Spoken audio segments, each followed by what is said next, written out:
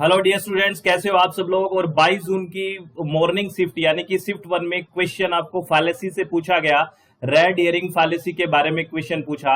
हम एग्जांपल से समझते हैं और उसके बाद समझेंगे कि स्ट्रॉ मैन और रेड हियरिंग में डिफरेंस क्या है, क्योंकि कई बार ये सेम सी लगती है। तो विद एग्जांपल समझेंगे।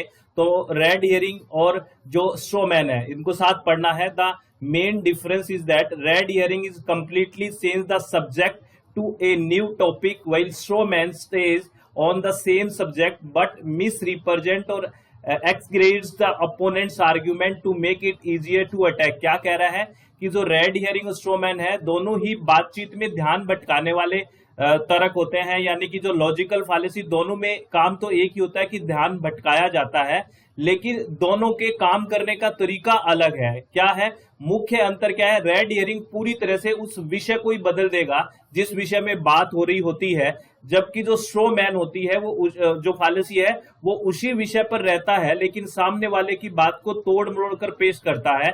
चलो इसका एग्जाम्पल समझते हैं। एग्जाम्पल से आपको ये बिल्कुल पिक्चर क्लियर हो जाएगी और नए बैच के लिए लास्ट में मैं बात करूंगा। एग्जाम्पल देख लीजिए। मान लेते हैं हमारे पास एक मुद्दा है कि स्कूल में बच्चों को मोबाइल फोन ले जाने की अनुमति मिलनी चाहिए या नहीं। ये बेसिकली एक मुद्दा है। क्या मुद्दा है? कि स्कूल में बच्चों को मोबाइल फोन ले जाने की अनुमति मिलनी चाहिए या नहीं। तो रेड हियरिंग क्या करेगा इसमें, देखना। रेड हियरिंग क्या होगा, हमें मोबाइल फोन की चिंता छोड़कर इस बात पर ध्यान देना चाहिए कि स्कूल की कैंटीन में कितना अस्वस्थ खाना मिल रहा है। अब यहाँ रेड हियरिंग क्यों है?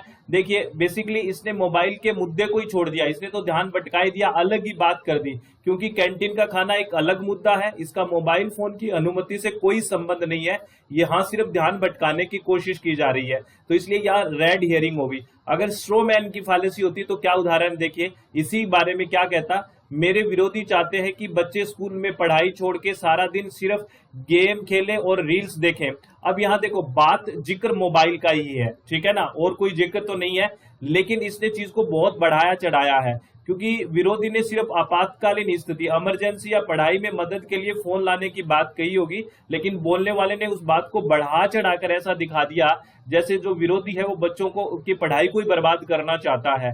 कहने का मतलब स्ट्रॉ मैन ने टॉपिक तो वही रहा लेकिन उस टॉपिक को अलग तरीके से बढ़ा चढ़ा के कर दिया, जबकि रेड हियरिंग क्या करता है कि उस मुद्दे को ही अलग कर देता है, मुद्दा ही भटका देता है। ये डिफरेंस है। तो फाइनली हम क्या कंक्लूजन पे जाएंगे? फाइनली हम कहेंगे जो रेड हियरिंग है चेंज द टॉपिक इंटायरली, यानी कि पूरा का पूरा बहस को मुख्य मुद्दे से हटाकर बिल्कुल अलग और असंबंधित विषय पर ले जाएगा। Red herring. स्ट्रॉ मैन क्या है? डिस्टोर्ट द एग्जिस्टिंग टॉपिक, यानी कि यह सामने वाले के असली तर्क का नकली, कमजोर या बढ़ा चढ़ाकर पेश किया गया रूप बनता है और फिर उस नकली तर्क पर हमला करता है। तो बेसिकली ये डिफरेंस है। आपको एग्जाम्पल से सारी बात समझ में आ गई होगी। आपको ये क्वेश्चन रिपीट हो सकता है। और अब मैं नए बैच के बारे में बता देता हूं। जो बच्चे दिसंबर के लिए प्रिपेयर कर रहे हैं उनके लिए paper 1 paper 2 environment science launch हो चुका है, जिसमें कंप्लीट थ्योरी पढ़ेंगे प्लस 10 की 10 यूनिट्स का हम पीवाईक्यूज भी करेंगे। बढ़िया से सारा सेशन रहने वाला है। अपनी वेबसाइट www.swmg.in या प्ले स्टोर में जाओगे तो अपनी मोबाइल ऐप है SWMG और कॉन्टैक्ट नंबर पे आप व्हाट्सएप या कॉल करके जानकारी ले सकते हैं। एग्जाम के लिए आपको बहुत सारी शुभकामनाएं और अपने चित्त को शांत रखें, खुश रहें, किसी भी तरह की टेंशन नहीं लेनी है। बढ़िया से एग्जाम करके आओ, बिल्कुल चित्त को रिलैक्स करके। All the very best. बहुत बहुत धन्यवाद। Thank you. Thanks a lot friends. Take care, be happy. बहुत बहुत धन्यवाद।